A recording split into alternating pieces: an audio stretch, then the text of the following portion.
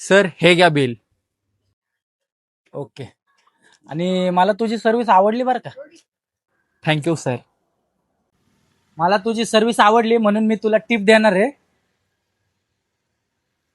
ह्या दोन्ही पैकी जी नोट तुला पाहिजे ती नोट तू घे.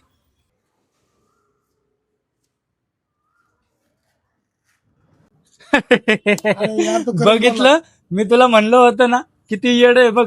त्यांनी 500ची नोट सोडली. गरीब असलेच असतात लोक, यांना काय अक्कलच नसती. अरे यार तू खरं बोलला होता. अरे यार तो येडा आहे बरं का. 500ची नोट सोडून 100ची नोट घेऊन गेला बरं का. हा. अरे बघ ना, म्हणून मी काय करतो दरवेळेस हेच हॉटेलमध्ये येतो आणि जेव्हा जेव्हा तो मला सर्व्हिस देतो ना, मी असेच 2 नोटा त्याच्या समोर ठेवतो आणि दरवेळेस तो 100चीच नोट घेऊन जातो. दरवेळेस असंच होतं माहितीये का. लय येड आहे यार ते.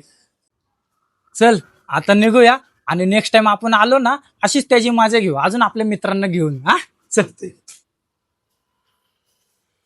सर हे घ्या बिल. ऐक ना दादा एक मिनिट.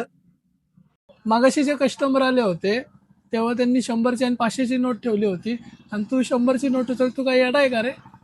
ते तुझी कसली मजा घेत होते, कसले तुझ्या हसत होते ते. ते येतात, खातात, पितात, मला बोलवतात, टिप म्हणून मला 100ची 500ची नोट ठेवतात. मी जर वेळेस 100ची नोट घेतो ते माझ्यावर हसतात, बिसतात आणि निघून जातात. मी पण तेच म्हणतोय, तू 500ची नोट का नाही उचलत, 100ची नोट कशाला उचलतो.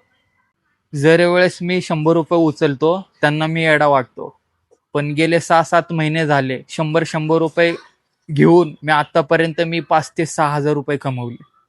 मला पण दादा माहिती आहे, पण ज्या वेळेस मी 500ची नोट उचलल त्यावेळेस हा खेळ बंद होईल.